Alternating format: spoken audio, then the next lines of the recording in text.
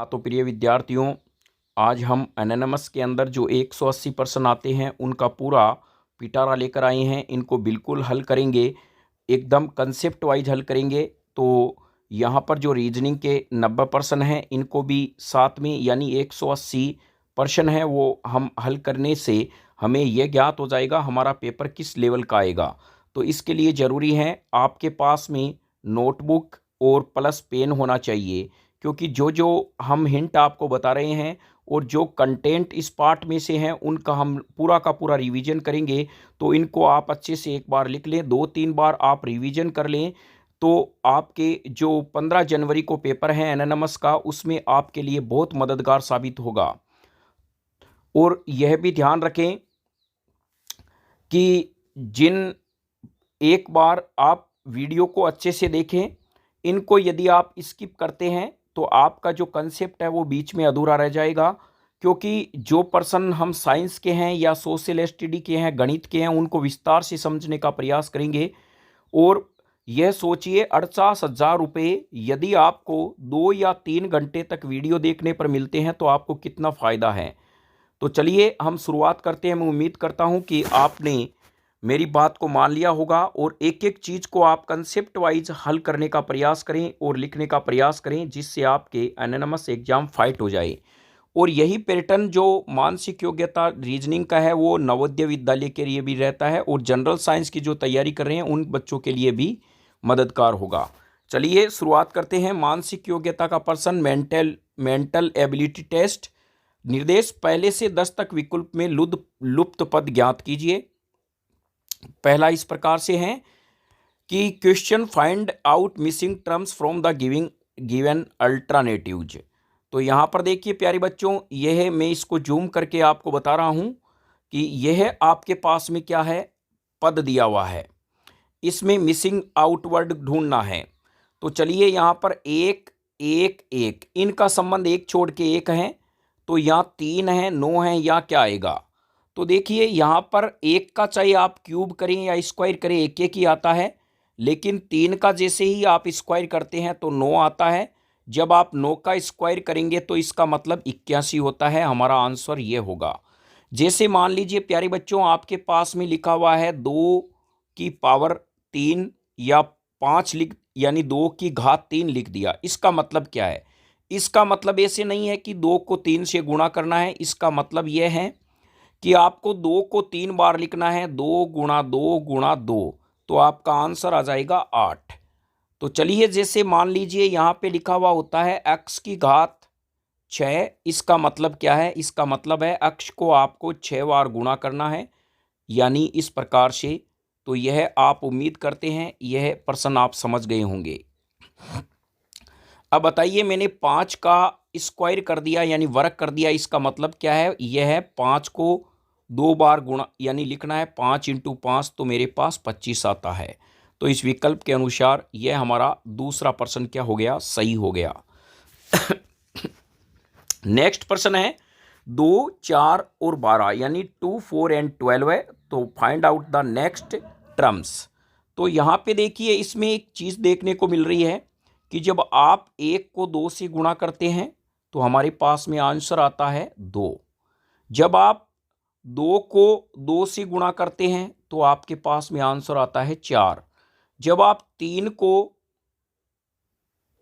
4 से गुणा करते हैं तो आपके पास में आंसर आता है 12। इसी प्रकार आप 12 को 4 से गुणा करेंगे तो आपके पास में 48 आएगा, 48 आएगा। तो यह विकल्प हमारा सही होगा। When the 12 multiply with 4 then find out the value 48। तो आप समझ गए होंगे। चलिए एक बार हम पुनः इसको समझने का प्रयास करते हैं। यानी 1 को जब आप 2 से गुणा करते हैं तो 2 आता है, 2 को 2 से गुणा करेंगे तो 4 आएगा, 4 को 3 से गुणा करेंगे तो 3 से गुणा करेंगे तो 12 आएगा, 12 को 4 से गुणा करेंगे तो 48 आएगा, 48 आएगा। यानी गुणे में 1, 2, 3, 4 ये संख्या बढ़ी हुई है। आगे यदि पद पूछा जाए तो 48 को 5 से गुणा कर देना, नेक्स्ट पद आ जाएगा। तो यहाँ विकल्प में यह है। चलिए अब नेक्स्ट इस प्रश्न में देखते हैं। यहाँ पर दिया हुआ है 3, 9, 15 और 17, 3, 9, 15 और 21। तो यहाँ पर जो गैप है वो 6 का है, यहाँ पर भी 6 का गैप है, यहाँ पर भी 6 का है। अर्थात 3 में जब आप 6 जोड़ते हैं तो 9 आता है, 9 में जब आप 6 जोड़ते हैं तो 15 आता है, 15 में 6 जोड़ते हैं तो 21 आता है। तो 21 में इसी प्रकार 6 जोड़ेंगे तो आपका आंसर आएगा 27। तो यह तीसरा विकल्प क्या होगा, सही होगा। इसमें एडिशन का नियम लगा है। फिर चलिए यहाँ पे हैं रिपीट आंसर को ढूंढना, कौन सा यहाँ पे आएगा। तो प्यारे बच्चों, यहाँ पर एक बात ध्यान रखना है मित्रों, यहाँ पर जो भी संख्या दी हुई है आप गिन लेना। जैसे 16 बन रहे हैं तो 4-4 के जोड़े बना लेना, 12 हैं तो 3-3 के जोड़े बना लेना। तो चलिए मैं इस हिसाब से इनके 1, 2, 3 और 4 हैं, 4-4 के जोड़े बना रहा हूँ। 1, 2, 3, 4, 1, 2, 3 और 4। अब देखिए हमारे पास में क्या आएगा, आर पी और डैश दिया हुआ है, फिर क्या आएगा। तो यहाँ पर आपको एक जो है नजर आ रहा होगा कि आर और इसके बाद में पी दिया हुआ है, इसके बाद में क्या आएगा, चलिए इसको आगे हम हैं। और यहाँ पे देखिए पी डैश पी, फिर हमारे पास में क्या आएगा, फिर है आर आर जे और यहाँ पे। तो यहाँ पे यदि हम इस को देखते हैं तो हमारे पास में जो विकल्प सेट होता है, यानी इसका पुनः दोहराव क्या होगा। तो चलिए हम इस एक विकल्प को लेके चलते हैं। तो मान लीजिए, सपोज कीजिए, यहाँ पर आप इसको देखना है। चलिए हम इसको जूम करके आपको बताते हैं कि इस प्रश्न का हम आंसर किस प्रकार से फाइंड आउट करेंगे। प्यारे बच्चों, एक आपने यहाँ पे नोट किया हुआ होगा, पुनः दोहराव में देखिए पी जे पी आ रहा है, पी जे पी। तो यहाँ पर भी देखिए पी और पी आ रहा है, यानी मान लीजिए पी और पी आ रहा है यहाँ पे, तो इसके बीच में डेफिनेट क्या आएगा, जे आएगा। तो यहाँ पर आपके समझ में आ गया होगा, जे हो गया। फिर चलिए हम नेक्स्ट देखते हैं। तो यहाँ पर ये वापस देखिए पी पी और यहाँ पे क्या आ जाता है, आपके पास में जे आ जाता है, पी पी जे का है। फिर यहाँ पे हमारे पास में बनता है आ पी आर आर। तो यहाँ पे यदि हम बात करें पी आर आर, और ये हमारे पास में जो विकल्प बनेगा वो पी बनेगा, और यहाँ पर हमारे पास में पी आ जाएगा। तो चलिए इसमें क्या आया, जे जे पी पी। अब हम कहेंगे इसको आप एक साथ लिखते हैं। तो देखिए आर पी जे, फिर पी, फिर पी, फिर जे, फिर पी आर आर, फिर देखिए यहाँ पे हम लिखते हैं पी, फिर J P J P R. यहाँ देखिए अक्षरों का पुनः दोहराव हो रहा है, जे पी आर आ रहा है, तो यहाँ पे देखिए जे पी आर आ रहा है। तो इस प्रकार से यहाँ पे क्या हो रहा है, ये पुनः दोहराव हो रहा है। तो हमारा विकल्प कौन सा सही हो जाएगा, 2 नंबर पे विकल्प सही हो जाएगा। चलिए इसी प्रकार हम देखते हैं यहाँ पे इनमें कितने अक्षर हैं, 1 2 3 4 5 6 7 8 9 10 11 12 13 14 15 16। तो प्यारे बच्चों 16 है, तो 4-4 के आप टुकड़े बना लें। इस प्रकार से आपने बना लिए। अब देखिए यहाँ कह रहा है एन एन के बाद में क्या पहले क्या आएगा। तो देखिए यहाँ एन एन के पहले एम है, तो पहले में आपके एम आएगा। फिर यहाँ पे देखिए पी के बाद में क्या आएगा। तो यहाँ पर हम देख रहे हैं अभी पी के बाद में मैंने एम लिखा था, तो पी के बाद में क्या आएगा, एम आएगा। फिर यहाँ पे आपको कहे एन और पी के बाद में क्या है। तो देखिए यहाँ पर आपको नज़र आ रहा है एन, यानी पी एन एन, तो यहाँ पे आपके एन आएगा। फिर यहाँ पर आपको कह रहा है कि P N N N P, तो हम यहाँ पे देखिए यहाँ पे ये आपका वर्ड बन रहा है, यहाँ एम आएगा। तो हमारा विकल्प होगा एम एम एन एम। बताइए ये कौन से ऑप्शन के अंदर दिया हुआ है। तो ये विकल्प 1 में दिया हुआ है। यानी आपको कुल मिला के इन संख्याओं को क्या कर लेना है प्रिय मित्रों, यानी जो आपके पास में ये प्रश्न दिया हुआ है, पहले इनके अक्षर काउंट कर लेना, फिर इनके जोड़े बना लेना। फिर जोड़े बनाने के बाद में यानी 4-4 के जोड़े बन गए यहाँ पर, फिर ये देखना कौन सा आंसर वापस रिपीट हो रहा है, तो आपको देखते ही पता चल जाता है एन के पहले एम दिया हुआ है तो आप तुरंत एम देख लेना विकल्प में, फिर आप मिलाते रहना, जैसे ये और ये हो सकता है, ये दो तो होंगे ही नहीं। अब देखिए नेक्स्ट में हम देखते हैं, तो यहाँ हमारे पास में वापस क्या आ रहा है, एन एन पी, तो यहाँ पे एम अभी हमने लिखा था एम आ रहा है, तो एम और एम आगे बढ़ने की ज़रूरत है नहीं, इसमें तो एन दिया है, इसमें एम दिया है, तो विकल्प एक सही होगा। चलिए नेक्स्ट प्रश्न में हम चलते हैं। तो नेक्स्ट प्रश्न में प्यारे बच्चों यहाँ पर दिया हुआ है आपके पास में HEJLGN। तो यहाँ पे क्या हो रहा है कि वर्णमाला आपको दी हुई है, तो प्यारे बच्चों एक बात ध्यान रखना मित्रों, आप इसकी वर्णमाला को ABCDE जो है, एक बार इसको हम ब्लैक पे जो है इस्तेमाल कर लेते हैं जिससे आपके आसानी से समझ में आ जाए। जैसे मैं लिख रहा हूँ ABCDEFGHIJKLMNOPQRSTUVWXYZ। एक बात आप ध्यान रखना, जैसे ही आपको एनोनिमस का पेपर मिलता है, आपको जब तक पेपर खोलने का हिंट नहीं मिले खोलना नहीं है, लेकिन पीछे रफ कार्य है उसमें एक बात मेरी ध्यान रखना, उनके पीछे एक बार आप ABCD जरूर लिख लेना वर्णमाला की इस क्रम में, और उसके नीचे आंसर हैं वो भी लिख लेना, और पेपर कैसे सोल्व करना है वो भी हम अगले वीडियो में लेके आएंगे। तो अभी हम उम्मीद कर रहे हैं कि आपके भी समय बचे, तुरंत एक बार हम सिर्फ पेपर हल करने का पूरा प्रयास कर रहे हैं। तो चलिए यहाँ पे देखते हैं हम एच के बाद में प्यारे बच्चों देखिए इनका मिलान कीजिए, एल आ रहा है, तो एच के बाद में यदि हम देखें तो यहाँ पे एच के बाद में जो एल आ रहा है, तो इसमें 3 अक्षर छूटे हुए हैं, तो आपको भी क्या करना है, यहाँ पर एल के बाद में 3 अक्षर छोड़ के अक्षर लिखना है। तो यहाँ पे देखिए एल है, 3 अक्षर छोड़ेंगे तो हमारे पास में पी आएगा, क्या आएगा, पी आएगा।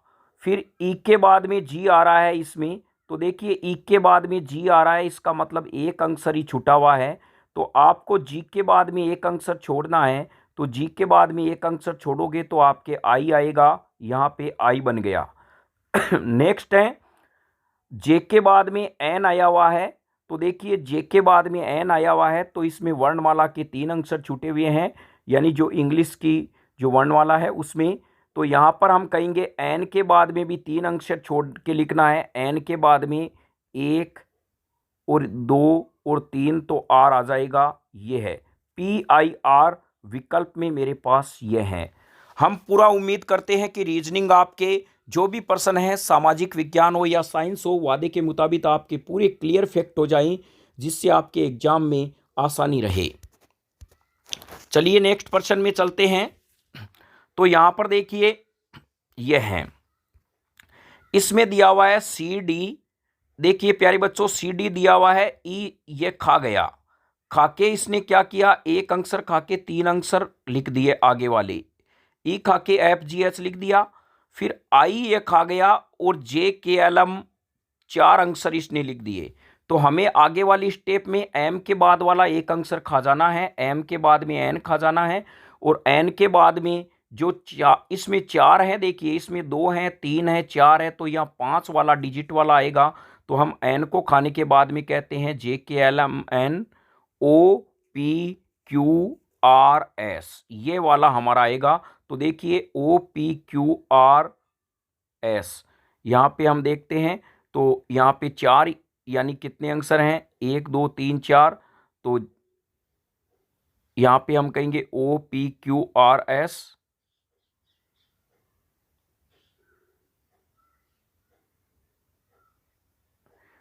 OPQRST, ये OPQSR ये हमारे पास में होगा। इन्होंने गलती से टी लगा दिया है, टी नहीं होगा, लेकिन विकल्प में देखें तो यह सीरियल इसकी चलेगी, क्योंकि 2 के बाद 3 अक्षर आ रहे हैं, 4 आ रहे हैं, तो यहाँ पे 5 आने चाहिए, यह विकल्प हमारा होगा, और सीरियल वाइज आएगा, क्योंकि एम के बाद में एन को खा जाना है, इसमें भी एक एक अक्षर खा के आगे अक्षरों की पुनरावृत्ति हो रही है। चलिए नेक्स्ट, ये प्रश्न तो बहुत आसान है। यहां पर लिखा हुआ है प्यारे बच्चों, एक ए यहां लिख दिया ए बी सी, यहां लिख दिया ए बी सी, तो ए बी या ए बी सी, तो यहां आ जाएगा ए बी सी डी। यानी यहाँ एक अंक लेटर हैं या दो हैं या तीन हैं, तो इसमें चार आएंगे, तो ए बी सी डी। चलिए नेक्स्ट चलते हैं हम। तो देखिए यहां पर जो दिया हुआ है ए बी सी दिया हुआ है, और यहां पे दिया हुआ है जेड वाई एक्स, और यहां पे दिखा हुआ है बी सी डी। तो यहां क्या होगा? तो यदि हम इसके बारे में देखें, देखिए एक के वर्णमाला में एक के पीछे वाला अक्षर कौन सा होता है? तो आपको पता है एक के पीछे वाला प्यारे बच्चों अक्षर जो होगा वो जेड होगा। आगे वाला बी होता है, पीछे वाला जेड होता है। तो हम कहेंगे बी के पीछे वाला अक्षर कौन सा होगा? तो यहाँ पे हमारे पास में वाई आता है। फिर देखिए यहाँ बी पे वाई है, तो हम यहाँ पे सी पे क्या कहेंगे? अक्स। क्या लिखेंगे? अक्स लिखेंगे। फिर यहाँ पे देखिए सी के लिए इसने एक्स लिखा है, तो यहाँ पे डी के लिए क्या आएगा? डब्लू। तो यहाँ पे तो हमारा आंसर होगा वाई एक्स डब्लू। तो वाई एक्स डब्लू विकल्प एक में दिया हुआ है। अब सोचेंगे ये कैसे हुआ?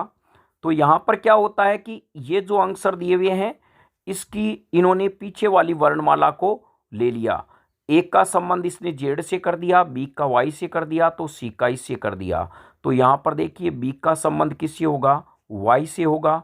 सी का संबंध होगा अक्स से, तो यहाँ पे डी का संबंध डब्लू से होगा। यह विकल्प हमारा एक नंबर सही रहेगा। चलिए मित्रों नेक्स्ट प्रश्न की ओर चलते हैं। तो यहाँ पे लिखा हुआ है ए, देखिए ए बी, बी के बाद में सी आ रहा है, तो सी के बाद में डी आएगा, डी तो सब में है।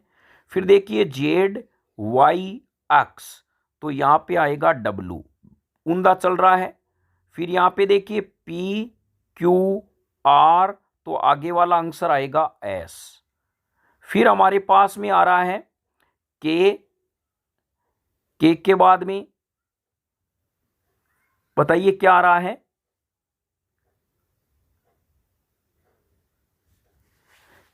के पहले आ रहा है जे। देखिए ए बी सी डी आपको पता होती है, A B C D E F G H I J K. यहां पे उल्टा चल रहा है, के पहले जे के पहले आई, तो आई के पहले होगा एच। तो हमारा विकल्प कौन सा होगा? D W S H, 4 number विकल्प सही होगा। चलिए नेक्स्ट प्रश्न में इस प्रकार से है, निम्नलिखित प्रश्नों में विजातीय पद को छांटिए। इंग्लिश मीडियम वालों के लिए भी है। क्वेश्चन जो दिया हुआ है, select the odd terms in the following questions. तो यहां पे देखिए चलते हैं प्रश्न की ओर। अलग कौन सा है? अलग कौन सा है? अलग में हम प्यारे बच्चों इस प्रकार से इस प्रश्न को पकड़ेंगे। यहां पर दिया हुआ है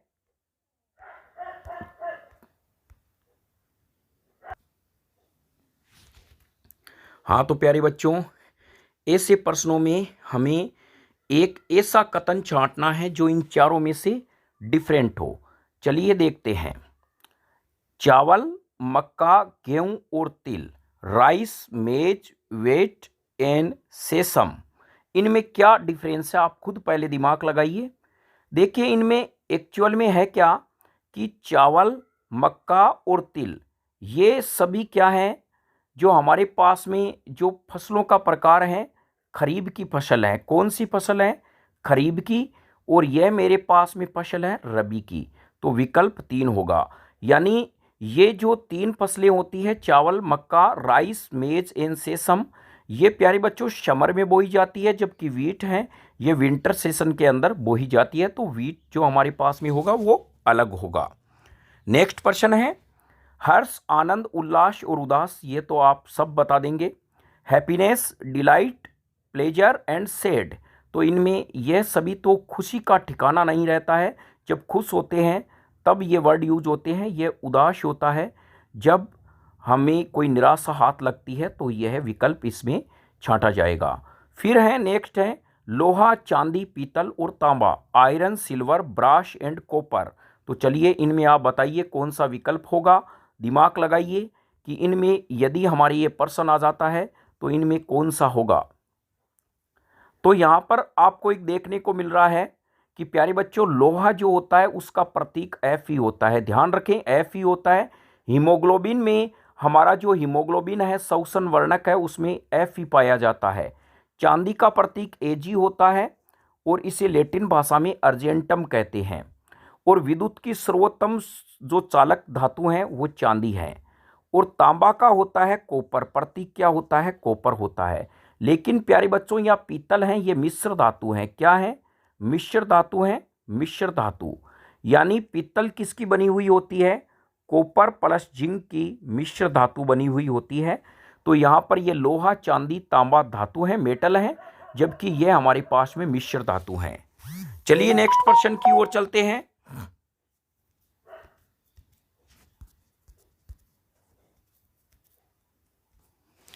नेक्स्ट प्रश्न है फरवरी, अप्रैल, जून और नवंबर, तो इनमें कौन सा विकल्प होगा? तो देखिए, यदि हम देखते हैं तो जनवरी, फरवरी, मार्च, अप्रैल, यानी जनवरी, फिर फरवरी और मार्च, फरवरी यानी मार्च के बाद में अगला महीना अप्रैल आ रहा है, मई के बाद में जून आ रहा है, और यहाँ पर यह हमारे पास में या तो यहाँ आना चाहिए था दिसंबर, या जून के बाद में एक महीना जुलाई, या आना चाहिए था अगस्त। तो इनमें से दोनों में नहीं है, तो ये विकल्प नवंबर क्या होगा? गलत होगा। कारण क्या है? देखिए, सीरियल चल रही है। फरवरी के बाद में फरवरी आ गया, तो मार्च के बाद में अप्रैल आता है, और अप्रैल के बाद मई को हटा देते हैं तो जून आता है, जून के बाद में जुलाई, और जून, जुलाई, अगस्त आना चाहिए। और यदि इसके हिसाब से देखें तो दिसंबर आना चाहिए, तब ये सीरियल होगी, क्योंकि जनवरी हटने पर फरवरी आ जाएगा। ये दोनों ही नहीं है, तो विकल्प इसमें 4 होगा। फिर है प्यारे बच्चों, इनमें आप प्रश्न बताइए क्या होगा? कवि, गायक, नर्तक और गीत, पोइट, सिंगर, डांसर इन सॉन्ग। तो इनमें देखिए, यहाँ पर सीधा सीधा शब्दों में हम कह सकते हैं, जूम करके देख रहे हैं प्रश्न को। कवि प्यारे बच्चों अपनी कलाकृति दिखाता है। कवि अपनी कविताएं गाता है। जैसे हम कह सकते हैं कि जहाँ जहाँ तक उड़े तिरंगा वहाँ वहाँ घर मेरा है, जब तक ऊंचा झंडा मेरा तब तक ऊंचा शर मेरा है। ये शर भारत का तभी ऊंचा होगा जब भारत के भविष्य या कर्णधार अच्छे से पढ़कर आगे बढ़ेंगे और शिक्षा का प्रसार करेंगे। गायक अपनी गीत गाता है, यानी गायक अच्छे गीत गाता है, जैसे हम दिल दे चुके सनम। नर्तक है, वो डांस करता है। तो चलिए यहाँ पर हम हैं गीत। ये गीत अपने आप में अलग हैं, ये सभी कलाकृतियों से संबंधित है, ये गीत अलग हैं। नेक्स्ट चलते हैं, जयपुर, गांधीनगर, चित्तौड़ और भोपाल। तो देखो प्यारे बच्चों, इसमें बताइए क्या आएगा? Jaipur is the capital of Rajasthan, यह राजस्थान की राजधानी है। गांधीनगर गुजरात की राजधानी है। भोपाल मध्य प्रदेश की राजधानी है। लेकिन चित्तौड़गढ़ तो एक राजस्थान का क्या है? यानी शहर है, जगह का नाम है। तो यह विकल्प क्या होगा? इसमें अलग होगा। फिर यहाँ पे चलते हैं, तो यहाँ देखिए, यहाँ पर हमारे पास में है YWUSQO और यहाँ पे MKIPON, पोन। तो यहाँ पर जो हमारे पास में अंग्रेजी के अल्फ़ाबेट में चलें तो यहाँ पर Y के पहले क्या आता है? यानी जो हमारे पास में एक एक अक्षर छोड़ के लिखा गया है। चलिए हम ABCD को लिख देते हैं, एक बार इसको समझते हैं। ABCDEFGHIJKLMNO PQRSTUVWXYZ। आपको ABCD तो आती होगी वर्णमाला। तो देखिए, Y में बाद में क्या आया हुआ है? Y दिया हुआ है, X छोड़ के क्या आया है प्यारे बच्चों? W आया हुआ है। और यहाँ पर V छोड़ के U आया हुआ है। इसी प्रकार क्रम चलेगा। तो M के बाद में K आ रहा है, M के बाद में एक अक्षर छोड़ के K आ रहा है, बिल्कुल यहाँ सही चल रहा है। के बाद में एक अक्षर छोड़ के आई आ रहा है, बिल्कुल सही चल रहा है। पी के बाद में एक अक्षर छोड़ के देखते हैं ओ आता है क्या, तो यहाँ देखिए पी के एक यहाँ पे आना चाहिए एन, क्या आना चाहिए, एन आना चाहिए, लेकिन पी के जस्ट सीरियल वाला ओ आ जाता है। ये विकल्प अलग बैठता है, यानी इनमें क्रम का क्या है, क्रमबद्ध जो प्रक्रम था वो टूट गया है। यदि इसमें देखें एस क्यू ओ में, तो देखिए यहाँ पर यदि हम बात करते हैं एस में एक अक्षर छोड़ के क्यू आ रहा है और क्यू के बाद में एक अक्षर छोड़ के ओ आ रहा है, तो यह हमारा चौथा विकल्प होगा। चलिए नेक्स्ट हम देखते हैं। तो यहां पर प्यारे बच्चों स्क्वायर दिया हुआ है, रूट दिया हुआ है। अब आपको खुद देखना है ये किस किस के रूट होते हैं। चलिए 12, 13 और 14, 15 मैंने आपको हिंट दे दिया है, तो इनमें से आप विकल्प देखें कौन सा विकल्प सही होगा। यानी स्क्वायर दिया हुआ है, किसी में 12 का स्क्वायर दिया हुआ है, किसी में 13 का स्क्वायर दिया हुआ है, किसी में 14 का स्क्वायर दिया हुआ है, तो किसी में किसी का स्क्वायर नहीं है या अलग है, तो आपको इसका फाइंड आउट करना है। मैंने हिंट आपको दे दिया है। चलिए नेक्स्ट प्रश्न की ओर चलते हैं। दिल्ली, राजस्थान, गुजरात, महाराष्ट्र, यानी इसमें क्या अलग होगा, अपना दिमाग लगाइए। मैं पहले ही कह रहा हूं प्यारे बच्चों, आप यदि 3 घंटे मेरे वीडियो के साथ में दे देते हैं, 3 घंटे का पेपर है, तो मैं डेफिनेट कहता हूं कोई भी आपको एनोनिमस में एग्जाम फाइट करने से नहीं रोक सकता, बिल्कुल नहीं रोक सकता, क्योंकि ये पर्सन ऐसे ही क्रमबद्ध से डीटो छपेंगे। तो चलिए नेक्स्ट उम्मीद करते हैं। दिल्ली, राजस्थान, गुजरात और महाराष्ट्र, यहाँ प्यारे बच्चों ये सभी स्टेट हैं यानी राज्य हैं, लेकिन दिल्ली एक प्रकार से केंद्र शासित प्रदेश है। क्या है, केंद्र शासित प्रदेश है, तो यह विकल्प होगा। चलिए नेक्स्ट प्रश्न की ओर चलते हैं। तो यहां पर देखिए, यहां पर हमारे पास में क्या आ रहा है, यह प्रश्न में क्या आएगा। यहां देखिए 4 आकृति आ रही है, 1 2 3 4, यहां पर भी 4, यहां पर भी 4, इसमें 3 आ रही है। तो यहां पे हमारा पास में विकल्प कौन सा होगा, 3 वाला हमारे पास में होगा। यहां पर प्रिय विद्यार्थियों, यह सब में 4 भुजा दिखाई दे रही है, यहां 3 भुजा हैं, तो यह हमारा विकल्प 3 वाला सही यानी आंसर होगा। चलिए नेक्स्ट प्रश्न में चलते हैं। नेक्स्ट प्रश्न है, निम्नलिखित प्रश्नों में अक्सर चित्र दिए गए हैं, दर्पण प्रतिबिंब बताना है कौन सा है। Question in the following questions visualise the image of the letter word picture in the mirror, the position of the mirror is given, choose the correct image from the given option. तो क्या है, तो चलिए मैंने पहले ही बताया है दर्पण प्रतिबिंब यहाँ पर आ गया है। दर्पण में कोई भी वस्तु हम देखेंगे तो बायां भाग दायां भाग दिखाई देगा, लेकिन एक बात ध्यान रखें, इसमें कभी भी प्रतिबिंब उल्टा नहीं बनता है, यानी उल्टा नहीं बनेगा, लेकिन बायां भाग दायां दिखाई देगा।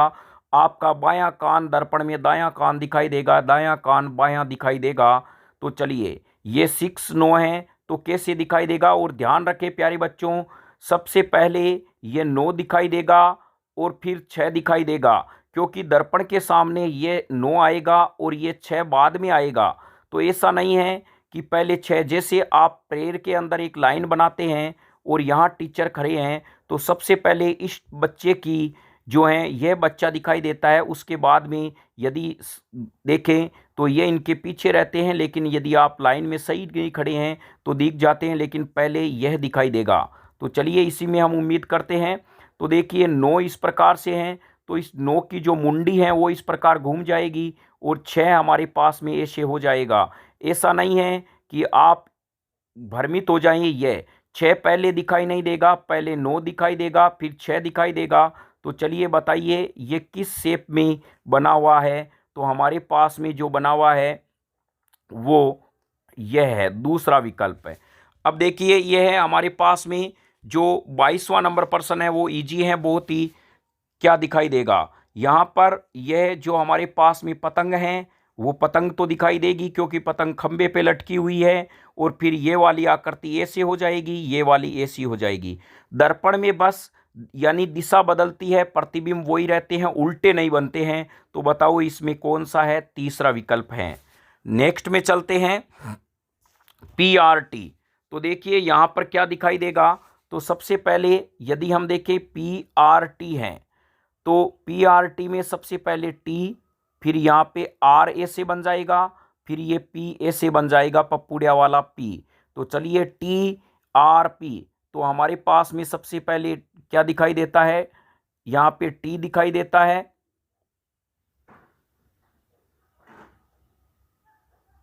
फिर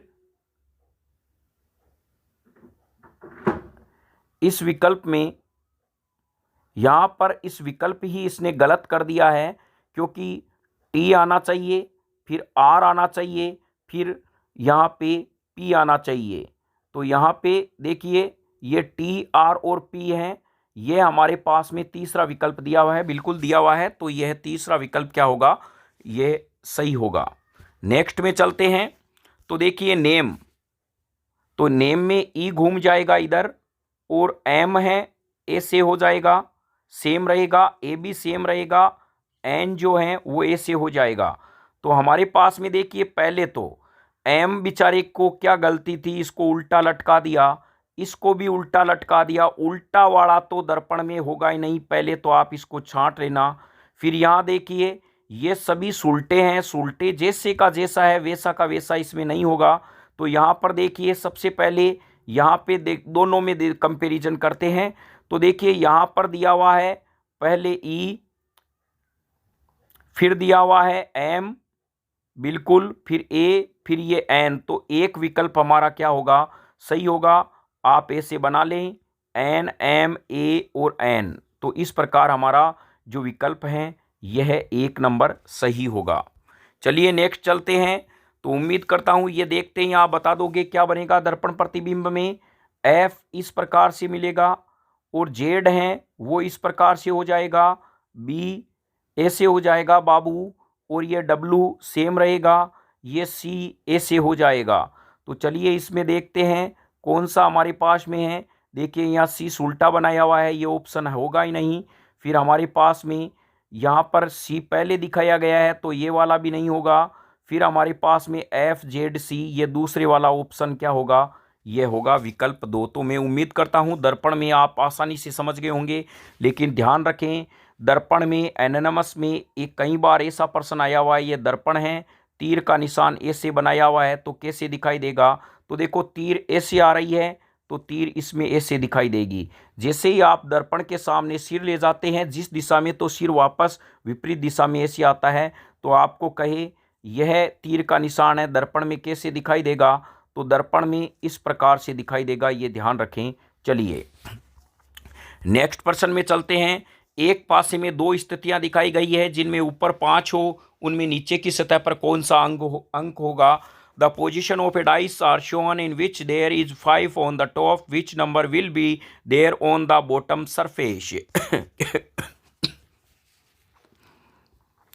तो देखिए पासे वाले प्रश्न बहुत ही इजी होते हैं। यहाँ पर आपको क्या करना है, यह देखना है कि कॉमन कौन सा आ रहा है, यानी कॉमन आंसर दोनों में समान कौन सा आ रहा है। 5 5 आ रहा है, तो आपको इस डायरेक्शन में घुमाते हुए लिखना है 5 3 1 घड़ी की दिशा में। फिर दूसरे पासे में जो समान अंक है उसको 5 के नीचे, जिस समान अंक है उसके नीचे लिख देना। इसी को भी डायरेक्शन में घुमाना 4 और 2। ऐसे भी पूछ सकते हैं 3 के विपरीत कौन सा है, तो आप कहोगे 4 हैं। 1 के विपरीत कौन सा है, 2 हैं, और 2 के विपरीत 1 रहेगा, 4 के विपरीत 3 रहेगा। तो यहाँ है 5 के विपरीत क्या है, 5 के विपरीत वो अंक होगा प्रिय विद्यार्थियों जो इस पासे में दिखाई नहीं दे रहा है। बताओ इस पासे में क्या नहीं दिखाई दे रहा है, तो 6। तो ध्यान रखें पासे में अधिकतम कितने अंक होते हैं। पासे में अधिकतम आपने देखा है, लूडो खेलते हो आप आज, तो लूडो में 6 पासे में अंक अधिकतम दिखाई देते हैं। ध्यान रखना 6 होते हैं पासे में अधिकतम अंक होते हैं, 7 नहीं होते हैं। कितने होते हैं, 6। 1 से 6 तक संख्या होती है। नेक्स्ट प्रश्न में चलते हैं। निम्न में आधार पर 6 के विपरीत क्या होगा। चाहे आपको 3 पासा दे दे, चाहे 4 दे दे, करना क्या है, देखिए करना ऐसे है प्यारे बच्चों। पहले आप उस पासे को पकड़ना, एक पासे को पकड़ लेना, फिर देखना कंपैरिजन में मैं तुलना में कौन सा लूंगा। तुलना में वो पासा लेना है जिसमें केवल एक ही अंक समान हो, जिसमें 2 अंक समान आ जाए वो पासा आपको नहीं लेना है। तो चलिए हम देखते हैं, इसमें 1 है, इसमें 6 है, इसमें 1 है, इसमें 6 है, तो ये पासा आपको नहीं लेना है, इसमें 2 अंक समान आ गए। अब देखिए इसमें है 1 6 4, इसमें 3 6 2 हैं, तो एक केवल 6 ही कॉमन आ रहा है, तो ये पासा आप तुलना के लिए लोगे। तो हम तुलना के लिए कौन सा पासा लेंगे? ये 2 पासे लेंगे। ये पासे का चयन नहीं करेंगे तो चलिए कौन सा अंक समान आ रहा है? 6 आ रहा है, तो हम इसको ऐसे लिखेंगे 6 4 1। अब हम इसको कैसे घुमाएंगे? ऐसे ही 6 के नीचे 6 लिखेंगे, फिर 2, फिर 3। अब देखिए 4 के विपरीत 2 है, 1 के विपरीत 3 है, तो 6 के विपरीत वो अंक आएगा जो इन दोनों पासों में दिखाई नहीं देता है। तो इन दोनों पासों में दिखाई नहीं देता है 1, तो हमारा आंसर क्या होगा? 1 होगा। निम्नलिखित पासे में स्थितियों में 4 के विपरीत क्या होगा? तो चलिए पासे का तुलना करते हैं। कौन सा पासा आप तुलना के लिए लोगे? जूम करते हैं इस प्रकार से। तो यहां देखिए तुलना के लिए पहला पासा तो हमारे पास ये रहेगा ही। अब 3 और 4, देखिए 3 और 4 इसमें भी आ रहे हैं, 2 अंक समान आ रहे हैं, ये पासा आपको नहीं लेना है। तुलना के लिए ये पासा लेना है, और समान अंक क्या है? 4 हैं। तो देखिए 4 के विपरीत कौन सा है? तो दोनों में 4 हैं। जब कि 2 पासे में 2 अंक समान आ जाए, तो वो अंक उनके विपरीत होगा दोनों में, जो इसमें दिखाई नहीं दे रहा है। बताओ इन दोनों में कौन सा अंक दिखाई नहीं दे रहा है? तो हम कहेंगे 6 दिखाई नहीं दे रहा है। तो हमारे पास में क्या होगा? 6 आंसर होगा, ये होगा। निम्न पासे में आधार 6 के विपरीत क्या होगा? चलिए हम यहाँ पे 6 के विपरीत देखते हैं। तो पहले कंपैरिजन पासा ये लेना है, एक तो ये लेना है। फिर देखिए क्या ये लेंगे? ये इसलिए नहीं लेंगे, 1 और 6 आ रहे हैं, 1 और 6 2 संख्या समान आ रही है, तो मेरे पास में ये पासा होगा। अब 6 जो अंक समान आ रहे हैं ऐसे लिखेंगे 6 1 4। फिर इसके नीचे जो समान अंक है 6 4 3। तो ये अगला क्या कह रहा है? इसमें ये कह रहा है 6 के विपरीत कौन सा अंक होगा? तो वो जो पासे में दिखाई नहीं दे रहा है, अर्थात 2 होगा। कौन सा होगा? 2। यदि अगला कहे 4 के विपरीत कौन सा अंक होगा, तो हम कह सकते हैं 4 के विपरीत हमारे पास में कौन सा होगा? 3 होगा। तो इस प्रकार से हम कह सकते हैं 4 के विपरीत। चलिए इस पासे को एक बार देखते हैं। ये इसको हम इसीलिए आपको समझा रहे हैं कि हमें पता है कि आप गवर्नमेंट स्कूल के बच्चे हैं। तो गवर्नमेंट स्कूल के बच्चे होने के नाते हमारा भी यही फर्ज बनता है कि एक शिक्षक का यही परम कर्तव्य बनता है कि बच्चों को किसी भी प्रकार से कोई बाधा हो, उनको सरल तरीके से समझाए जाए। और यह आपका हो सकता है जिन्होंने नवोदय का एग्ज़ाम दिया है, लेकिन जिन्हें नवोदय का एग्ज़ाम नहीं दिया है, तो इनका जीवन का पहला कंपटीशन एग्ज़ाम है, और हम चाहते हैं कि पहले ही एग्ज़ाम में आपको सफलता मिले। हम ऐसी टीम उतारेंगे मैदान के अंदर जो पहले ही मैच में वर्ल्ड कप लेकर आएगी। तो चलिए उम्मीद करते हैं इसको किस प्रकार से लिखें। इसको देखिए इन दोनों पासों में प्यारे मित्रों 6 कॉमन आ रहा है, 6 और 1 और 4 ऐसे घुमाना है। फिर 6 इसके नीचे लिख देना, फिर 4 और 3। तो 6 के विपरीत पासे में वो अंक होगा जो दिखाई नहीं दे रहा है, 2। आपको कहे 1 के विपरीत कौन सा है? तो 4 होगा। 4 के विपरीत 3, यानी 4 के विपरीत 3 और 3 के विपरीत 4 होगा। तो 1 के विपरीत 4, 4 के विपरीत 1 होगा। यहाँ पर आप इस प्रकार से, यानी 6 6 1 4 4 3 6 है। यानी यहाँ पर चलिए एक बार इसको वापस हल करने का प्रयास करते हैं। 6 1 और हाँ, तो चलिए इस पासे में अब देखिए यहाँ प्यारे बच्चों यहाँ है कि निम्न स्थिति में 6 के विपरीत कौन सा अंक होगा। तो चलिए देखिए इसमें भी 6 आ रहा है, इसमें भी 6 आ रहा है, इसमें भी 6 आ रहा है। अब यदि हम कहें इसमें भी 1 आ रहा है, इसमें भी 4 आ रहा है, दोनों ही तीनों ही पासों में 2-2 अंक समान आ रहे हैं। जबकि सर आपने कहा था, आप कहेंगे कि किसको मानक पासा माने? जब ऐसी कंडीशन आ जाए 3, यानी किसी भी पासे में 3 या 3 से अधिक पासे में 2 अंक समान हैं, तो जिस पासे में जो अंक समान है, तो पासे में वो अंक उसके विपरीत होगा जो दिखाई नहीं दे रहा है। तो यहाँ 2 हमारा क्या होगा? आंसर होगा। चलिए नेक्स्ट पासे में, दिए गए चित्र में अंक में 5 के सतह विपरीत कौन सी होगी? तो देखिए हमें किसका तुलना करना है? क्या हम इसकी तुलना कर सकते हैं 5 के विपरीत के लिए? तो यहाँ पर हम 5 के विपरीत इसीलिए नहीं कर सकते क्योंकि इसमें 5 का डिजिट ही नहीं है। यानी जब तो हम कैसे बताएंगे, तो देखिए यहाँ पर भी 5 है, यहाँ पर भी 5 है, तो यहाँ पे हम ऐसे लिखें 5 1 2 3, 5 1 2, और इसको लिखेंगे 5 3 4। तो 5 के विपरीत वो होगा जो इसमें दिखाई नहीं दे रहा है, तो विकल्प क्या होगा, 4 होगा। तो चलिए 30% तक देखिए बातों ही बातों में पहुंच गए।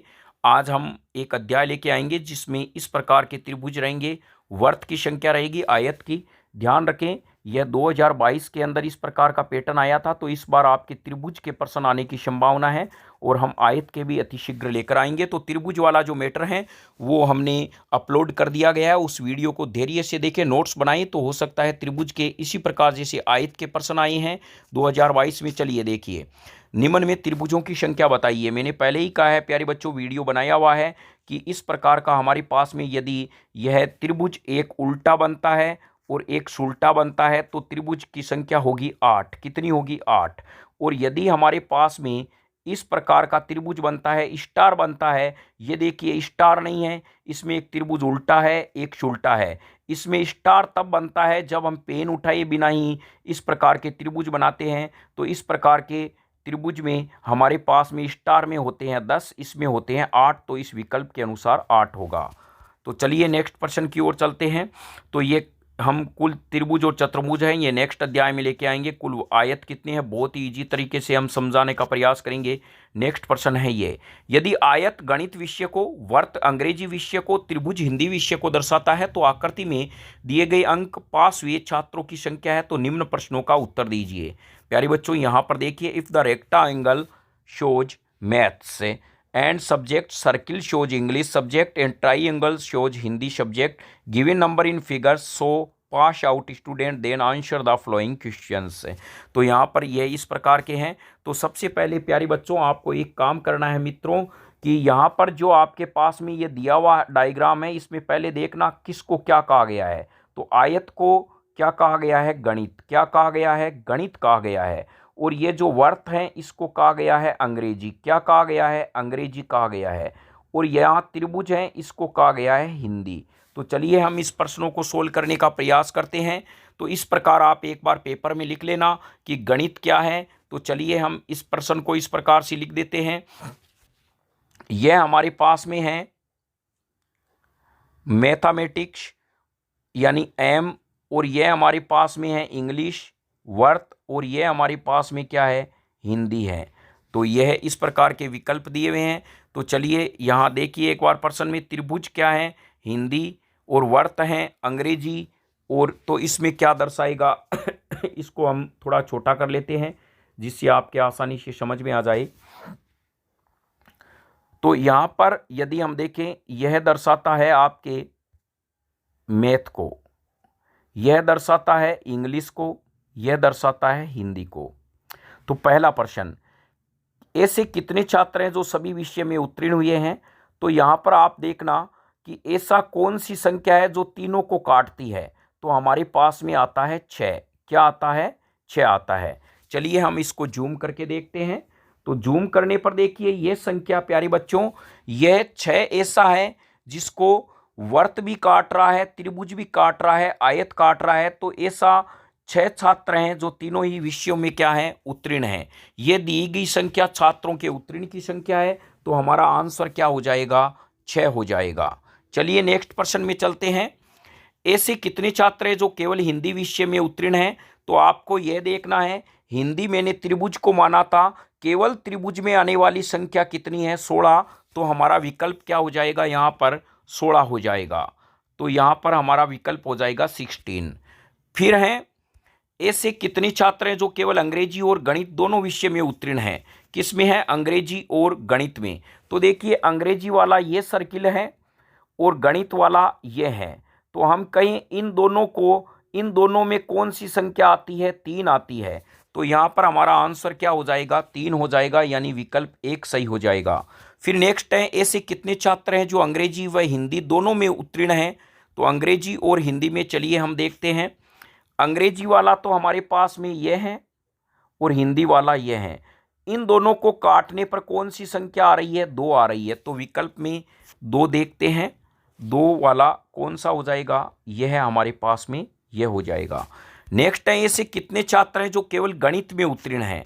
तो चलिए, गणित वाला हमारे पास में क्या था, आयत था। तो गणित में केवल आयत में आने वाली संख्या कौन सी है, 13। तो विकल्प क्या हो जाएगा, 13 हो जाएगा। तो इस प्रश्न को आप ध्यान से देख लें, यह पेपर में प्रश्न प्यारे बच्चों, यानी हम कहें कि ऐसे प्रश्न 5 आते हैं तो हर बार आएंगे। तो चलिए, यहाँ पर मैं उम्मीद करता हूँ इस प्रकार का आप समझ गए होंगे। नेक्स्ट, यह दाएं बाएं बेटा है, इसका हम जल्द आपके कल हैं वीडियो लेके आएंगे जिससे आप आसानी से समझ जाइए। नेक्स्ट चलते हैं, रिश्ते से संबंधित प्रश्न। रिश्ते से संबंधित प्रश्न है।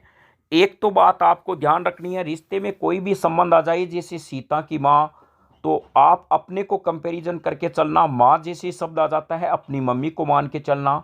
जैसे किसी का पिता या दादा के बारे में बता देता है तो आप अपने रिलेशन को लेके चलना, तो आप आसानी से हल कर देंगे। पहला प्रश्न है, पीयूष रेखा का भाई है। तो यहाँ पे हम लिखेंगे इस प्रकार से, पीयूष है वो किसका भाई है, रेखा का। ध्यान रखें, यहाँ पे रेखा का क्या है, भाई है। फिर है, रेखा आनंदी की बेटी है। तो रेखा किसकी बेटी है, यानी आनंदी की, आनंदी की। इसी प्रकार आप सोल्व करें, यह क्या है, इसकी पुत्री है, यानी आनंदी की पुत्री रेखा है। आनंदी वासु की पत्नी है। तो आनंदी जो है वो किसकी पत्नी है, वासु की, वासु की पत्नी है। तो यहां पर देखिए, वासु और पीयूष का क्या संबंध है, वासु और पीयूष का क्या संबंध है, वासु पीयूष का, यानी वासु है वो पीयूष का क्या लगता है। तो चलिए, यहां पर आप समझने का प्रयास कीजिए। देखिए, सपोज कीजिए आपकी मम्मी है, उसकी प्यारे बच्चों, आपके मम्मी की जो बेटी है, यानी आपकी बहन हो गई, और आपकी जो बहन है, फिर आपको पता है आपकी मम्मी आपके पिता की पत्नी लगती है। तो आपके पिता आपके क्या लगेंगे, वही रिलेशन यहाँ पे निकालना है। तो यहाँ पे पिता का रिलेशन आएगा। यहाँ देखिए, प्रश्न में समझने का प्रयास करें, वासु पीयूष का क्या लगता है, यानी यहाँ पूछा गया है वासु पीयूष का क्या लगता है, तो यहाँ लगता है पिता। यदि प्रश्न में आता पीयूष वासु का क्या लगता है, तब प्रश्न में उत्तर आता पुत्र, क्या आता, पुत्र आता। ये ध्यान रखें, कौन किसके साथ में संबंध दर्शा रहा है। जैसे आपको कहा जाए आपके दादाजी आपके क्या लगते हैं, तो आप कहोगे दादा लगते हैं। आपको मैं कहूं आप अपने दादाजी के क्या लगते हैं, तो आप कहोगे मैं तो दादाजी के पोता लगता हूं। तो देखो, लाइन बोलते ही चेंज हो गया ना, तो इसको समझने का प्रयास करना। चलिए, नेक्स्ट लेते हैं प्रश्न बी। नेक्स्ट प्रश्न है, बी क्या है, यानी सी का पिता है। सी का क्या है, पिता है, परंतु सी बी का पुत्र नहीं है। ये सी नहीं है, यानी पुत्र नहीं है। तो डेफिनेट क्या होगी, पुत्री होगी। तो यहां कह रहा है सी बी से कैसे संबंधित है। देखो, यहां पे बी सी से नहीं पूछा है, सी बी से कैसे संबंधित है, पुत्री। तो आंसर क्या होगा, पुत्री होगा, विकल्प 2। फिर नेक्स्ट प्रश्न है, सौरभ आयुष के पिता हैं, यानी यहां पर विकल्प दिया हुआ है सौरभ आयुष के पिता हैं। तो यहां पे हम लिखेंगे आयुष, आयुष का पिता कौन है, सौरभ, सौरभ। और सौरभ की पुत्री सुरभि है। इसकी पुत्री कौन है, सुरभि, सुरभि। तो आयुष और सुरभि के बीच में क्या संबंध होगा, देखिए यह भी रिलेशन आप सोचिए। मान लीजिए आप हैं, आपके पिता हैं, और पिता के जो आपकी बेटी होती है, यानी आपकी बहन ही हुई। तो इनका यहाँ पे आयुष और सुरभि के बीच में क्या संबंध है, तो भाई बहन का, भाई बहन का। ऐसे भी कह सकते हैं सुरभि आयुष की क्या लगती है, तब बहन लगेगी। पर्सन आ जाए, आयुष सुरभि का क्या लगेगा, भाई लगेगा। तो देखिए इन लाइनों को आप एक बार जरूर देखें। फिर है, सीता की सास के इकलौते बेटे ससुर सीता के बच्चे के क्या हैं, यानी what is the relation between the father in the law Sita's mother in law's only sons with Sita children. तो चलिए यहाँ पर हम इसको समझने का प्रयास करते हैं। सीता की सास के इकलौते, यानी यहाँ पे है सीता, इनकी क्या है सास, सीता जी की सास यानी सासू के इकलौते बेटे, इसका क्या है बेटा, इकलौता बेटा, इसका क्या है प्यारे बच्चों ससुर, ससुर। तो सीता के बच्चे के क्या होंगे, इसका जो बच्चा होगा उसका क्या होगा। अब आप खुद सोचो, आप हैं, आपकी माँ की जो सासू होती है वो दादी हो गई ना, दादी हो गई। फिर दादी का बेटा क्या हो गया, यहाँ पर हम कहें जो हमारे पास में है सासू, यानी दादी का बेटा जो है वो आपका क्या हो गया पिता हो गया। और यहाँ पर आपके पापा का ससुर कौन होता है, आपका नाना ही तो होता है, तो यहाँ पे नाना जी। तो यहाँ कह रहा है कि सीता के बच्चों के क्या है, तो बच्चों के प्यारे बच्चों यहाँ पे हमारे पास में क्या आ जाएंगे नाना आ जाएंगे, यानी बच्चों के वो नाना जी लगेंगे। इस प्रकार आप ऑप्शन निकालते रहना। चलिए नेक्स्ट चलते हैं। नेक्स्ट है प्रश्न, मनोज के पुत्र का भाई राहुल है, तो राहुल का मनोज से क्या संबंध है। देखिए यहां पर मनोज के पुत्र, इसका पुत्र, इसका भाई कौन है राहुल है, राहुल है। तो राहुल का मनोज से क्या संबंध है। देखिए प्रश्न है राहुल का मनोज से क्या संबंध है, मनोज का राहुल से नहीं पूछा है। अब आप खुद बताइए। देखिए मान लीजिए ये मनोज हैं दादा, इसके हैं आपके पिता, और पिताजी के मान लीजिए आपका कोई उसका पुत्र होता है, फिर उसका पुत्र जो होता है वो हमारे इसमें हम ऑप्शन में कहेंगे क्या लगेगा पोता लगेगा। इनका रिलेशन क्या बन जाएगा पोता बन जाएगा। यानी हम कह सकते हैं मनोज हैं, मनोज का पुत्र होता है, इसका पुत्र होता है, ठीक है, और पुत्र होता है। फिर हम यहाँ पे नेक्स्ट में कहें पुत्र का इसका भाई, इसका भाई। तो यहाँ पे देखिए पीढ़ी आ गई, यानी ये दादा पिता, और यहाँ पे जो ये जो होता है इसका पोता होता है, तो इसका संबंध पोता से है। यदि कहीं मनोज इस पुत्र के क्या लगता है भाई के, तो ये तो दादा लगेगा, लेकिन ये इसके क्या लगेगा पोता लगेगा। नेक्स्ट प्रश्न में चलते हैं, दिशा से संबंधित। चलिए हम दिशा को एक बार समझने का प्रयास करते हैं। प्रिय बच्चों, आप दिशा के प्रश्न में उम्मीद करता हूं न्यू कंसेप्ट क्लासेस से, मैंने पहले ही कहा है आप वीडियो को बिल्कुल स्किप न करें, कॉपी पेन अपने साथ में रखें, मिलाने का प्रयास करें। स्किप यदि आप करते हो तो समझ लीजिए आप इस समय में जो एग्ज़ाम आपके पास में है आप अपने खुद अपने पैरों पर कुल्हाड़ी मार रहे हैं।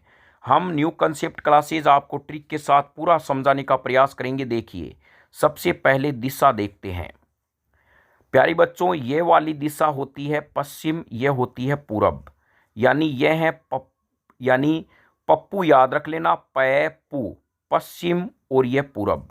फिर यह है ऊपर वाली दिशा उत्तर, ये वाली दिशा है दक्षिण।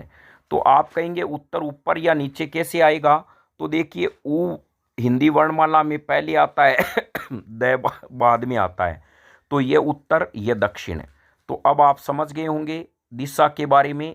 ये वाली दिशा है उत्तर, फिर ये वाली दिशा है दक्षिण, ये वाली है पश्चिम, ये वाली है पूरब। अब यदि आपको कहा जाता है इसका बायां, तो ध्यान रखें इसका बायां ये होगा, तो इसका दायां ये होगा, दायां वाला भाग। पहले आप एक दिशा पकड़ ली ना, यदि कोई उत्तर में यदि कहे उत्तर में जा रहा है, तो उत्तर में यदि कहे कि दायां उत्तर वाले के लिए इधर वाला होगा बायां, तो अब आप आराम से लिख सकते हो इसके पश्चिम के इधर, इधर बायां नहीं होगा क्योंकि बायां आया हुआ है, तो क्या आएगा दायां आएगा, क्या आएगा दायां, इधर आ जाएगा बायां, क्या आएगा बायां। देखिए एक दिशा पकड़ने पे आपने आसानी से समझ ली।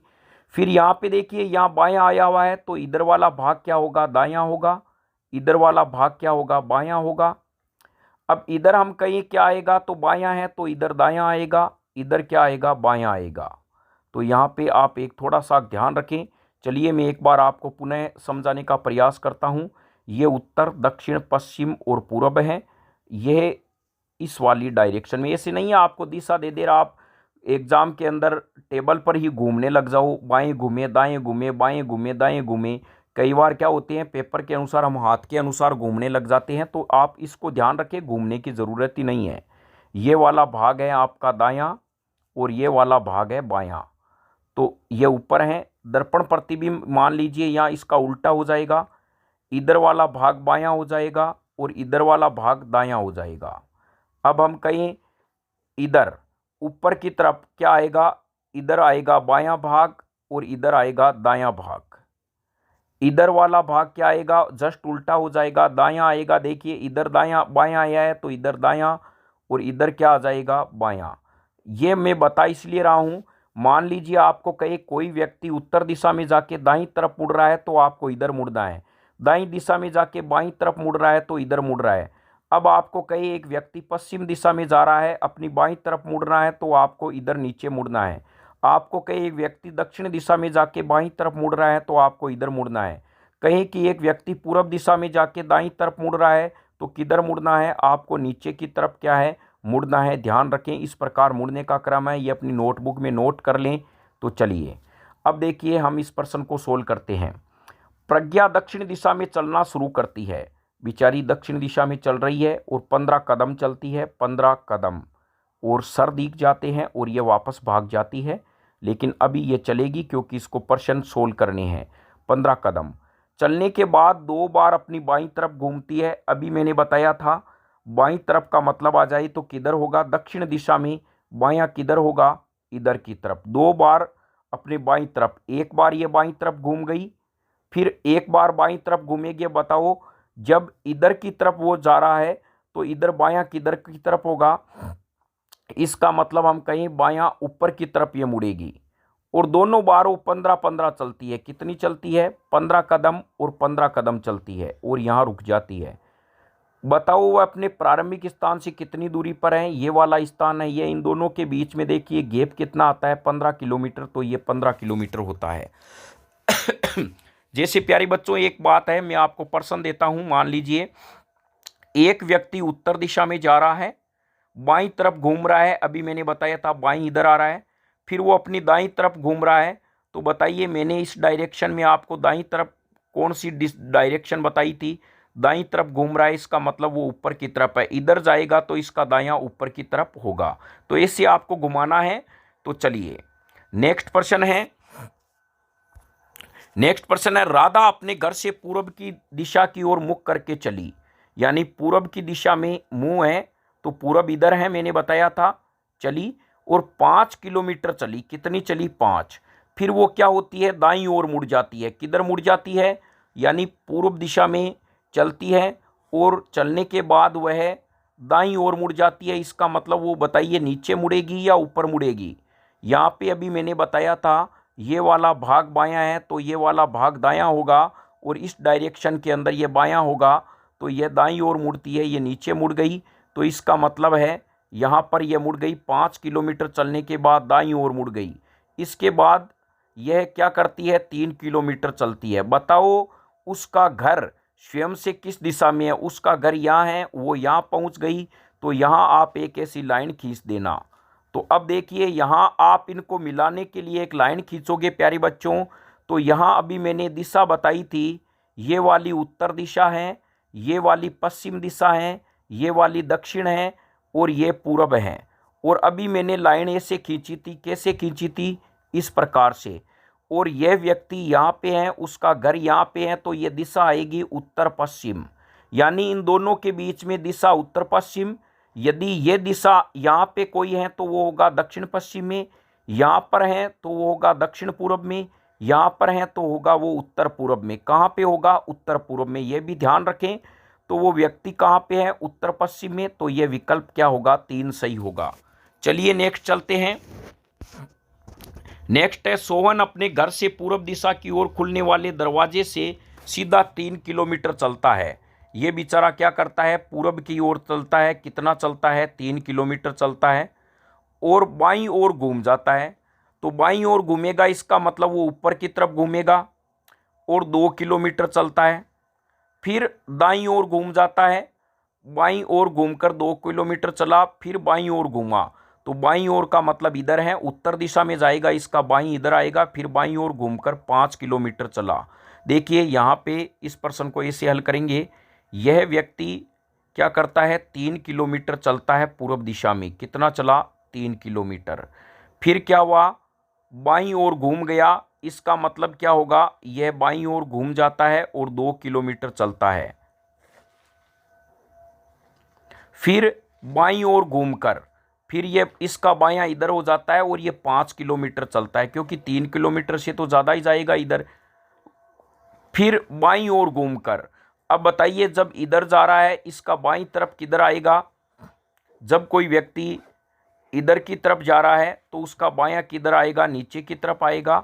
2 किलोमीटर जाता है। बताइए वो घर से कितनी दूरी पर है, यहाँ पहुँच गया, इसका घर यहाँ पे है, तो यहाँ देखिए ये 3 किलोमीटर तो क्या हो गया, माइनस हो गया 5 में से, तो इसका आंसर आ गया 2 किलोमीटर। क्या आ गया, 2 किलोमीटर।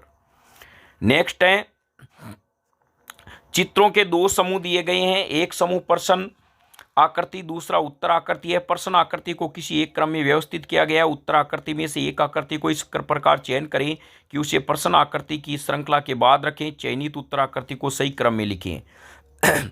इंग्लिश मीडियम वालों के लिए भी हैं। Question 2 set of the figures are given, one set is one of questions figures and another set is of answer figures. Questions figures are arranged in a sequence. तो यहाँ पर देखिए इसकी श्रृंखला में ज्ञात करनी है। चलिए हम एक एक प्रश्न को देखते हैं। यहाँ पर देखिए प्यारे बच्चों, यह प्रश्न 10 या 12 आएंगे।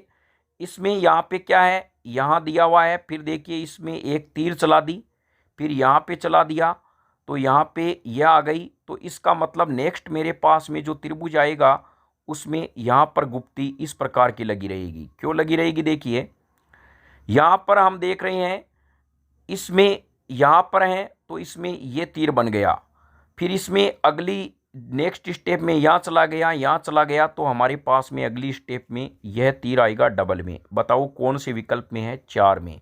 ये प्रश्न ऐसे होते हैं, लड्डू की तरह लॉलीपॉप होते हैं और थोड़ा सा दिमाग लगाते ही बढ़त की ओर ले जाते हैं। प्रश्न आकृति है बिल्कुल। यहाँ पर देखिए प्रश्न आकृति देखते हैं।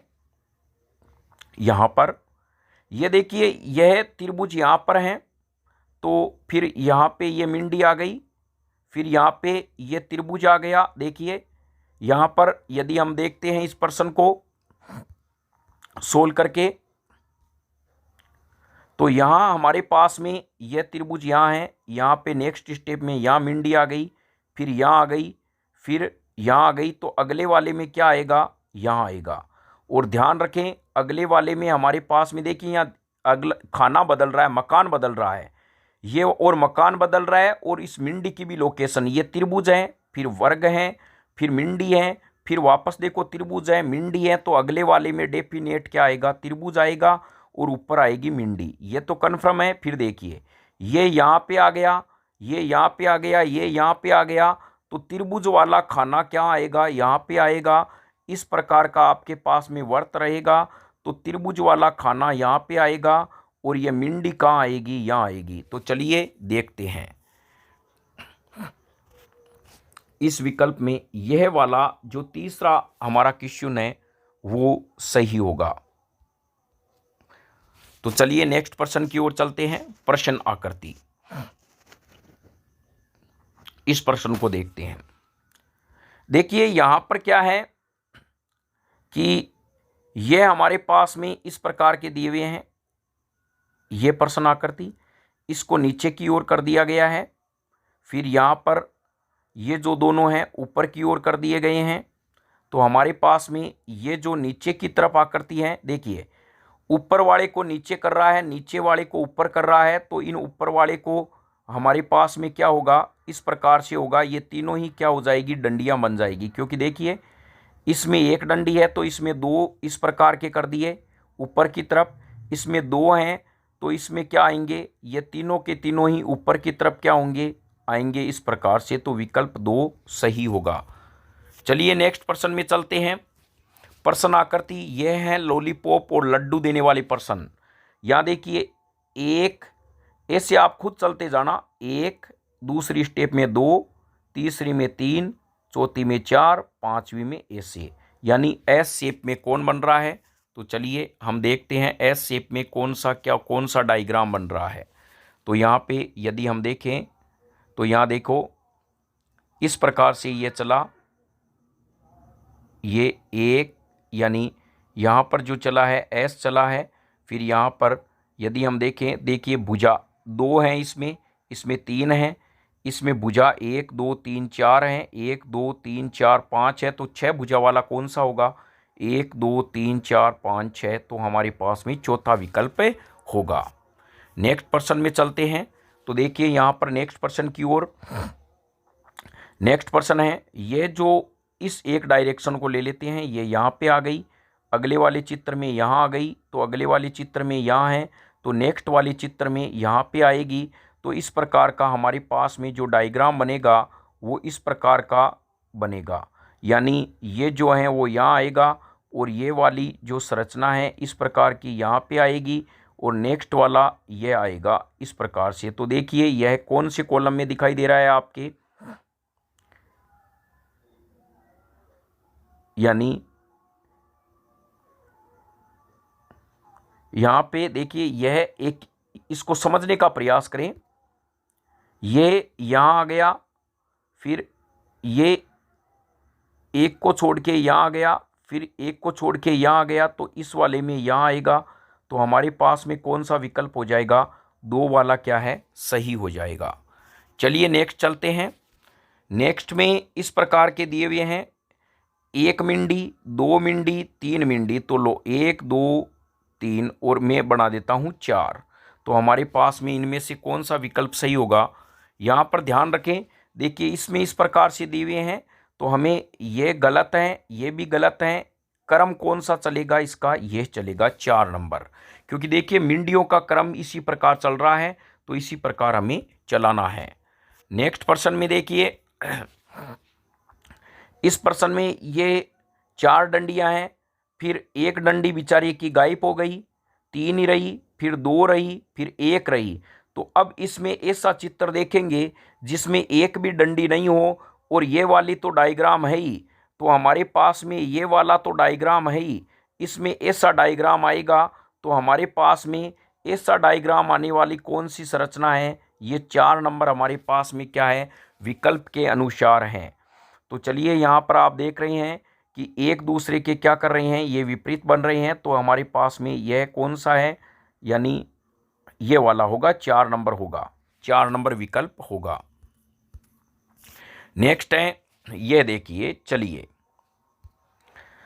यहाँ पर देखिए इसमें कुछ भी नहीं है, एक डंडी है या 2 हैं या 3 हैं। तो हमारे पास में ये जो पंचकुलिया बनेगा इसमें 4 डंडी होगी, कितनी होगी, 4। पहले तो ये गिन लो, 4 आ रही हैं, लगभग इन सभी में 4 आ रही हैं। लेकिन अब देखिए यहाँ पर इसमें पहले यहाँ पर ये काला चिन्ह आ रहा है, अगले स्टेप में वापस यहाँ आ गया, तो फिर एक को छोड़ के यहाँ आ रहा है, तो अगली स्टेप में यहाँ पर काला वाला आ जाएगा और यहाँ ब्लैंक आ जाएगा। तो काला वाला, ब्लैंक और साथ में 4 पंखुड़ियों वाला चित्र कौन सा है, तो यहाँ पर हमारे पास में विकल्प 1 है। नेक्स्ट पर्सन की ओर चलते हैं। तो नेक्स्ट पर्सन में यदि हम देखते हैं तो हमारे पास में देखिए यह जो आकृतियां दी हुई हैं, इसमें यह चौकोर बटन दिया हुआ है और इसके अंदर देखिए फिर यहाँ पे एक ये बना दिया।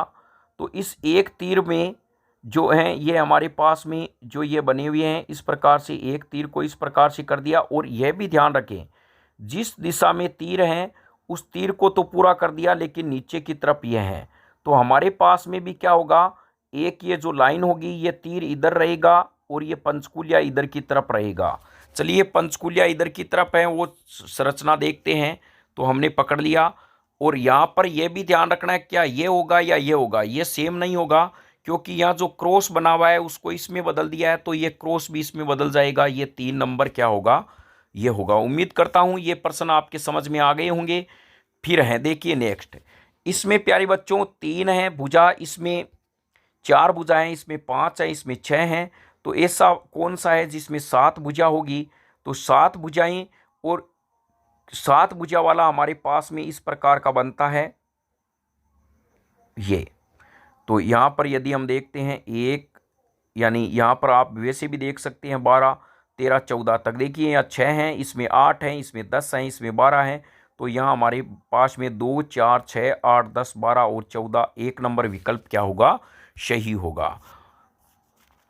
फिर यहाँ पर ये जो हैं वार से संबंधित हैं वो भी हम आपको सोल्व कराएंगे, बहुत ही सरल हैं, 4 का किसमें भाग नहीं लगता है, परसों क्या है। तो हम जो अभी हमने जो बाकी के जो पर्सन हैं उनके साथ में एक सीरीज लेके आएंगे कि लीप ईयर कौन सा होता है वर्ष 2000 में। एकदम सरल है, 52, किसी में 52 सप्ताह होते हैं तो किसी में 52 सप्ताह 2 दिन होते हैं, वो किस में होते हैं ट्रिक के साथ, ये घन वाले भी लेके आएंगे। अब चलिए नेक्स्ट है, यदि घड़ी का वास्तविक समय 3:15 है, कितना है, घड़ी का वास्तविक समय 3:15 है, तो दर्पण का प्रतिबिंब क्या होगा। प्यारे बच्चों एक बात आपको ध्यान रखना है, यदि घड़ी में वास्तविक समय 11 बजे से कम दिया हुआ है, 1 बजे से लेकर 11 बजे तक दिया हुआ है, दर्पण प्रतिबिंब आपको पूछे तो 11:60 में से घटा देना है, तो वो समय आपका आ जाएगा। और यदि 11 से ज़्यादा दिया हुआ है तो आपको क्या करना है, 23:60 में से घटाना है। जैसे मान लीजिए घड़ी में बजे हैं 15:30 हुए हैं, तब आप 11:60 में से कैसे घटाएंगे, आपको 23:60 में से घटाना है। 11 तक यदि समय दिया हुआ है 1 से 11 तक, तो आपको 11:60 में से घटाते ही दर्पण प्रतिबिंब आ जाएगा। चलिए किस प्रकार से, यहाँ पर आपके सामने प्रश्न है, एक घड़ी में वास्तविक समय 3:15 है, दर्पण प्रतिबिंब क्या होगा, तो लीजिए 11:60 और यहाँ पे मैं कर देता हूँ 3:15। 60 में से 15 गए 45 आते हैं, और 11 में से 3 जाते हैं, यानी कितने आते हैं, 8 आते हैं, कितने आते हैं, 8। तो मेरे पास में 8 यानी 8:45 वाला विकल्प सही होगा। चलिए घड़ी का वास्तविक समय 6 है, तो दर्पण प्रतिबिंब क्या होगा। तो यहाँ पे देखिए 11 में से 11:60 में से आप जब 6 को घटाते हैं तो यहाँ पे 60 का 60 आ जाता है, यहाँ 5 आ जाता है, 5:60। 11:60 का मतलब होता है ये मिनट हैं, ये घंटे हैं। अब आप खुद बताइए, 5:60 का मतलब होता है 60 मिनट होते हैं 1 घंटा, तो कितने बजेंगे, 6 बजेंगे। तो विकल्प कौन सा होगा, 2 सही होगा। लेकिन ध्यान रखें 11 से अधिक समय आने पर उसको 23:60 में से घटाना है, तब दर्पण का समय आएगा। नेक्स्ट चलते हैं, घड़ी का वास्तविक समय 9 बजे है, तो दर्पण प्रतिबिंब में कितना होगा, वही बात 11:60 माइनस का करना है 9 माइनस का 9 करना है, तो ये 60 आ गया, और यहाँ पे 2। अब यहाँ देखिए ये 60 मिनट है, 2 में 1 जुड़ेंगे तो 3 बजेंगे, कितने बजेंगे, 3 बजेंगे, ऑप्शन 1 सही होगा। घड़ी का वास्तविक समय 5:45 है, तो दर्पण का प्रतिबिंब का समय क्या होगा। चलिए यहाँ पर देखते हैं, 11:60 फिर 5:45, यहाँ पे हमारे पास में 5 आ गया, और यहाँ आ गया 6, कितना आ गया, यानी 15 आ गया। तो यहाँ पे 6 15, तो विकल्प 3। कितने इजी प्रश्न है, सेंटीमीटर और मीटर। तो यहाँ पर दिया हुआ है सेंटीमीटर से बड़ा मीटर होता है, तो यहाँ पे मैं कहूँगा किलोमीटर और लीटर में तो कोई संबंध होता नहीं है, दूरी और किलोमीटर में है नहीं, जूल और वाट में नहीं है, तो सेकंड से बड़ा मिनट होता है। यानी सेंटीमीटर से बड़ा मीटर दिया गया है, तो मुझे यहाँ पर छोटा और फिर इसके बाद में बड़ा होगा, 2 होगा। राजस्थान की राजधानी जयपुर है, तो यहाँ पे हम कह सकते हैं कौन किसकी राजधानी है, पंजाब की राजधानी चंडीगढ़ है, ये वाला विकल्प सही होगा। तो कंप्यूटर से कीबोर्ड जुड़ा हुआ होता है, तो देखिए जिस प्रकार से कंप्यूटर को कीबोर्ड जुड़ा हुआ है, तो पेड़ से पत्ती जुड़ी हुई होती है, वो भी तो कमांड देती है। लैपटॉप से मोबाइल और पेन ड्राइव से माउस, ये नहीं है, तो पेड़ से क्या होती है, पत्ती जुड़ी हुई रहती है। नेक्स्ट हम चलते हैं, मैं टी को 1 दे रहा हूँ, 1 को 7 दे रहा हूँ, के को 9 दे रहा हूँ, ई को 0 दे रहा हूँ, पी को 5 दे रहा हूँ, एल को 3 दे रहा हूँ, ओ को 2 दे रहा हूँ, टी को 1 दे रहा हूँ। तो यहाँ पे प्लेट को क्या लिखेंगे, देखिए पी के लिए ये कह रहा है मैं 5 लिखूंगा, एल के लिए मैं कितना लिखूंगा, 3 लिखूंगा, ए के लिए मैं कितना लिखूंगा, 7 लिखूंगा, टी के लिए 1, ई के लिए हमारे पास में क्या आएगा, ई के लिए हमारे पास में विकल्प में है 0, क्या है, 0 है, ई के लिए विकल्प में है 0। तो चलिए ई के लिए विकल्प में, तो 53710, 53710, 53710 विकल्प 4 में है। यानी यहाँ पे ये कह रहा है कि मैं इस संख्या को ऐसे लिखता हूँ, तो पीक को क्या लिखूंगा, इनमें से देख लेना कि पीक के लिए कौन सा संख्या यूज की गई है, वो इसमें होगी। नेक्स्ट है यहाँ पर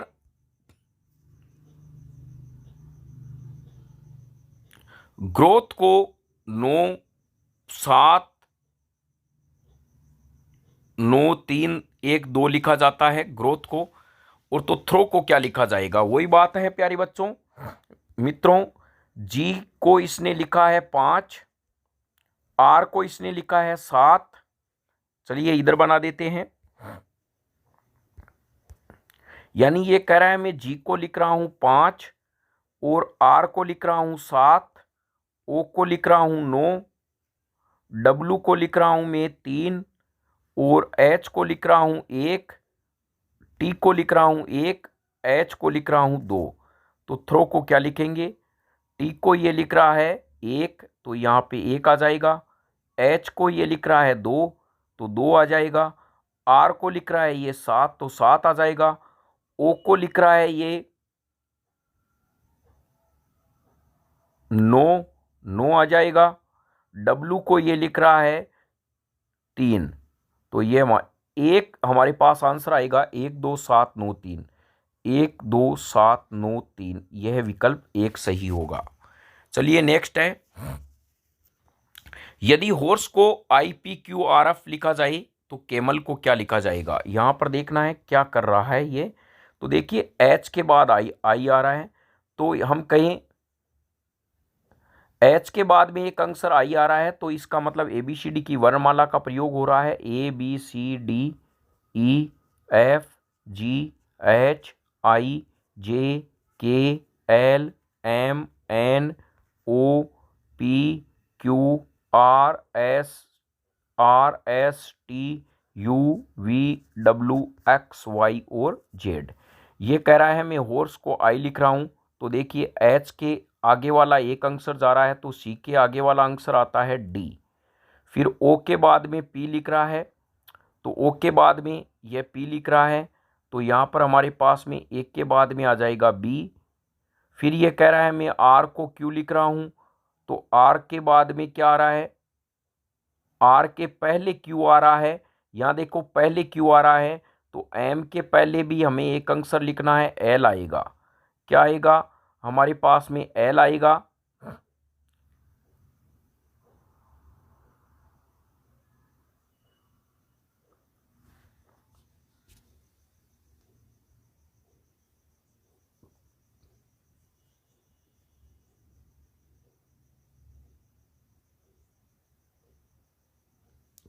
एल आ गया, तो चलिए एल आएगा।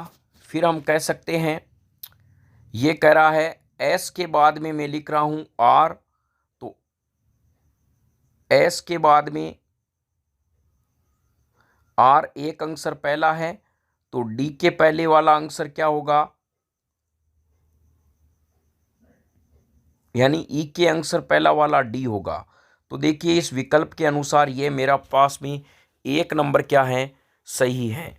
यानी हम कह सकते हैं एक नंबर वाला जो है हमारे पास में क्या है, विकल्प 1 होगा। अब है रमेश को SZNDTG लिखते हैं, तो अजीत को क्या लिखेंगे। क्रम देखिए क्या चल रहा है। यानी ये कह रहा है कि आर की जगह मैं एस लिख रहा हूँ, एक की जगह ये है, मेरे क्रम ये चल रहा है। यानी यहाँ पे आर के बाद में PQRS लिख रहा है, तो एक के बाद में क्या आएगा, बी आएगा। एक के बाद में ये जेड लिख रहा है, पहला एक अक्षर पीछे की तरफ जा रहा है अगले में, तो जे के पहले हम कह सकते हैं क्या आएगा। तो देखिए ABCDEFGHIJ, तो हमारे पास में जे के पहले एक अक्षर आएगा आई। तो यहाँ पर फिर नेक्स्ट अगला है, ये कह रहा है एम को मैं एन लिख रहा हूँ, यानी एम का आगे वाला अक्षर एन आ रहा है, तो मेरे पास में आई की जगह आई के बाद में क्या आएगा, तो यहाँ पे देखिए जे, तो ये आएगा जे। तो आगे आपको वैसे भी इसी प्रकार मिलाते रहना, लेकिन BIJ हमारे पास में ऑप्शन 3 नंबर होगा। फिर ये कह रहा है कोरोना को मैं 3, 15, 18, 15, 141 लिख रहा हूँ। देखिए है क्या, यह एल्फाबेट कौन से किस अक्षर पे आया है। जैसे यहाँ पे लिखें ABCDEFGHIJKLMNOPQRSTUVWXYZ। ये M ध्यान रखना 13 नंबर पे आता है। तो इसी प्रकार अब देखिए C को इसने 3 लिखा है, तो C वैसे ही 3 नंबर पे आता है। तो यहाँ पर M कितने नंबर पे आएगा, 13 नंबर पे, तो यहाँ पे हमने लिख दिया 13। फिर ये कह रहा है मैंने O को 15 नंबर पे आ रहा है, तो डेफिनेट O 15 नंबर पे आ रहा है। इसका मतलब यह है कौन सा अल्फ़ाबेट कितने नंबर पे आएगा। तो यहाँ पे 13, A मेरे पास में 1 नंबर पे आता है। S कितने पे आएगा, देखिए 14, 15, 16, 17, 18, 19, तो ये मेरे पास में 19। फिर यदि हम करें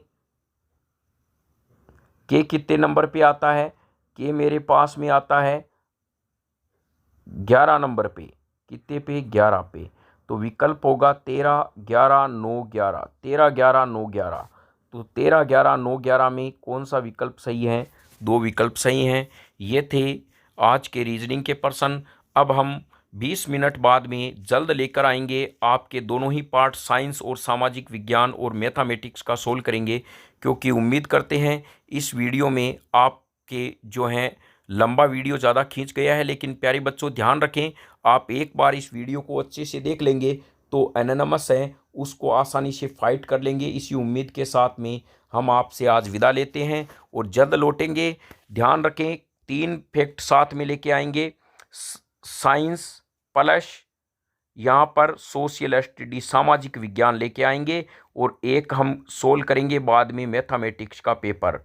यह सफिशिएंट है आपके, और कमेंट में जो आपकी समस्या आ रही है उसको ज़रूर लिखें, जिससे आपको इस एग्ज़ाम से पहले आपके उन प्रश्नों को सोल्व कराया जा सके। धन्यवाद।